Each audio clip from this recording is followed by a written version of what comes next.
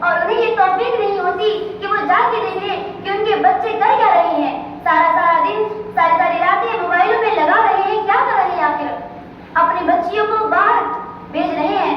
وہ رات کو دیر بھر آتی ہیں تو انہوں نے باہر کیا کیا اس کی فکر انہیں نہیں ہوتی. یہی سب سے بڑی وجہ ہے آج ہماری مسلم بہنیں جو مرتد ہو رہی ہیں. اس کی وجہ سب سے بڑی یہی ہے. اللہ سے یہ دعا ہے کہ اللہ ہمیں اس فتنے سے بچائے. آخر میں اپنے تقریر کو اس شعر کے ذریعے ختم کرنا چاہتی ہوں. اے بنت ہوا سنبھال خود کو، یہی بن آدم ہوس کو چاہت کا نام دے کر پیاس اپنی بجھا رہا ہے، یہ تیرا دامن جلا رہا ہے. تو پہ کرے وفا بنی ہے، وفا ہی تیری خطا بنی ہے، وفا ہی تیری خطا بنی ہے.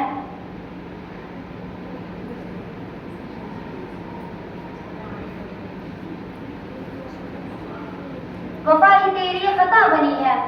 تو کتنی سیدھی تو کتنی پاگل کہ تو کس کی باتوں میں آ رہی ہے. مقام